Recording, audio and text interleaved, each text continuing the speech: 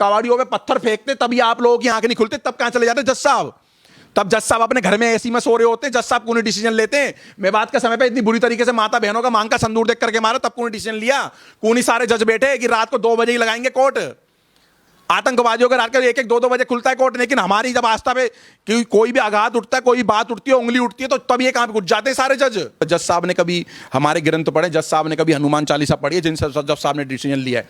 जज साहब किसी महामंडलेश्वर पीठाधीश महाराज की शंकराचार्य जी के साथ बैठे हैं, उनके ज्ञान, उनका ध्यान, उनके धर्म, इस चीज को जाना है जज साहब ने। जज साहब भी सनातनी होंगे जिन्होंने डिसीजन लिया है, लेकिन क्या आपने अपने धर्म को जाना है, आस्था को जाना है? 100 करोड़ सनातनियों की आस्था को आप डिसीजन लेने वाले एकदम से कौन होते हो भाई? पिछली बार इन्होंने बाइकों से जल पे थूका है, वीडियो है, इतना सब कुछ चल रहा है, तो जज साहब कौन हो गए डिसीजन लेने वाले भाई साहब? मेरे भगवान, मेरी मां, मेरी धरती माता से इससे ऊपर मैं कुछ नहीं मानता भाई साहब। मेरी मां पे कोई आघात करेगा, मेरी मां पे कोई हमला करेगा, मेरी मातृभूमि के बारे में कोई बोलेगा, भाई मेरे लिए बाद में कोर्ट वोट भाई, मेरे लिए पहले मेरी मां है जिसने अपनी छाती का दूध पिलाया कि मेरे को बड़ा करा, कि कोर्ट ने नहीं खिलाया मुझे खाना। एक एक कावड़िया, एक एक सनातनी जो जल लेकर के जा रहा है, आ रहा है भाई, पूछ करके, देख करके, ठोक बजा करके ही नमक भी खरीदना है। अब आपको नमक भी कि थूका हुआ और मूता हुआ ना ले लो आप कहीं से। सारे फलों में थूका हुआ होता है, सारे आटे में थूका हुआ होता है, होटलों में सब्जियों में थूका होता है, थू थू करते हैं ये लोग। इनके सिया सुन्नी में भी एक दूसरे को थूक करके देते हैं ये लोग।